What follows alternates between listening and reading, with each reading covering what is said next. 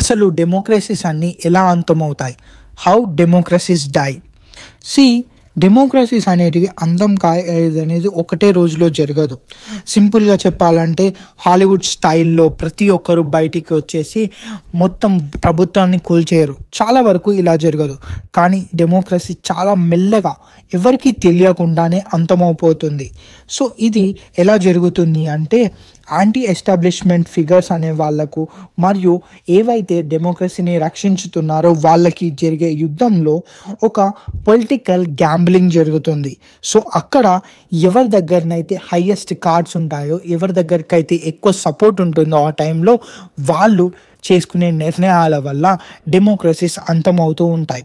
And democracies అంతం కావడానికి మెయిన్గా పొటెన్షియల్గా 4 డెమోగాజెస్ని మనం గుర్తుపెట్టుకోవాలి. ఫస్ట్, వీళ్ళకి డెమోక్రటిక్ రూల్స్ అంటే అస్సలు ఇష్టం ఉండదు. అలాగే ప్రతి ఒక్కరిని వాళ్ళ అపోనెంట్స్ని మెయిన్గా ఫాల్స్గా అక్యూజ్ చేస్తూ ఉంటారు. అలాగే ఎక్కడనైనా సరే వైలెన్స్ జరిగింది అని అంటే దాన్ని చాలా ఎక్కువగా ఎంకరేజ్ చేస్తారు, అలాగే టాలరేట్ చేస్తారు.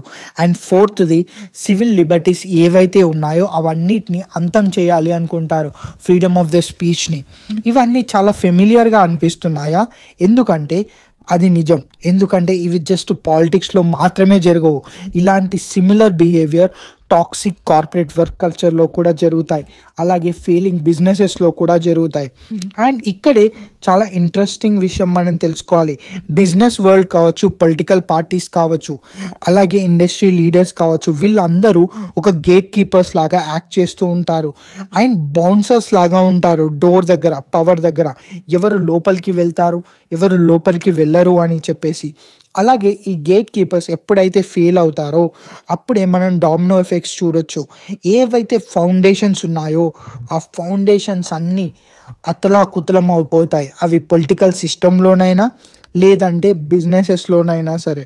సో ఇప్పుడు మనం ట్రంప్ ఫ్యాక్టర్ గురించి మాట్లాడుకుందాం. యుఎస్లో మీరు తనని అసహించుకోండి లేదంటే లవ్ చేయండి, కానీ Trump rise to the power అంటే ప్రెసిడెంట్ ఎలా అయ్యాడో అదొక మాస్టర్ క్లాస్ ప్రతి ఒక్కరికి. ఎందుకంటే తన దగ్గర వెల్త్ ఉంది, మీడియా కూడా ఉంది, తన దగ్గర power. So unusual political tactics use చేసి, పొలిటికల్ ఛానల్స్ని యూస్ చేసి తను ప్రెసిడెంట్ ఆఫ్ ద యునైటెడ్ స్టేట్స్గా అయ్యాడు. సో ఇక్కడ మనం గుర్తుపెట్టుకోవాల్సింది ఏంటి అంటే మనకు ఈరోజు సక్సెస్ కావాలి అనుకుంటే ట్రెడిషనల్ బ్యారియర్స్ అనేటివి అంతం చేయడం చాలా ఈజీ. మన దగ్గర ఒకవేళ రైట్ రిసోర్సెస్ అండ్ స్ట్రాటజీస్ ఉంటాయి. అండ్ ఇక్కడ డెమోక్రసీ ఒక్కరోజు రాత్రిలోనే క్రంబుల్ కాదు, అండ్ అది స్లో ఎరోషన్ అని చెప్పేసి మనం ఇప్పుడే అనుకున్నాం. కానీ చిన్న చిన్న కాంప్రమైజెస్ మేజర్ ఎథికల్ బ్రీచెస్ అంటే మేజర్ కాంట్రవర్సీస్కి ఎలా దారుణం తీస్తాయో చూద్దాం. సి ఆథర్స్ ఏవైతే హౌ డెమోక్రసీస్ డై అనే బుక్ని రాశారో ఆథర్స్ 3 స్టేజెస్ని యూజ్ చేశారు డెమోక్రసీని డిస్మాంటిల్ చేయడానికి. ఫస్ట్ది, ఇక్కడ ఎవరైతే జడ్జెస్ ఉంటారో అంటే రిఫరీస్ వాళ్ళని క్యాప్చర్ చేసుకుంటారు. అంటే మనం బిజినెస్ వరల్డ్లో ఎవరైతే రెగ్యులేషన్స్ చేస్తారో వాళ్ళని. అండ్ సెకండ్ది, అపోజిషన్ని సైడ్ లైన్ చేస్తూ ఉంటారు, అంటే ఒక కంపెనీని టేక్ ఓవర్ చేసుకోవడం లాగా అన్నట్టు. థర్డ్ది, రూల్స్ని చేంజ్ చేస్తూ ఉంటారు, అంటే ఒక కంపెనీకి తగ్గట్టు మనం రూల్స్ని చేంజ్ చేయడం అన్నట్టు, వాళ్ళు మాత్రమే సర్వైవ్ అయ్యేటట్టు. అండ్ ఈ స్టేజెస్ జస్ట్ పాలిటిక్స్లో మాత్రమే కాదు, మనం corporate power play and market మ్యానిపులేషన్స్లలో కూడా చూడొచ్చు. అండ్ డెమోక్రసీలో చాలా వరకు ఎన్ని రిటర్న్ రూల్స్ ఉన్నాయో అన్ని అన్రిటర్న్ రూల్స్ కూడా ఉన్నాయి. అండ్ బిజినెసెస్లో కూడా అంతే. అందుకే మ్యూచువల్ టాలరెన్స్ ఉన్న ఇన్స్టిట్యూషనల్లో ఫోర్బేరెన్స్ కంపల్సరీ అవసరం.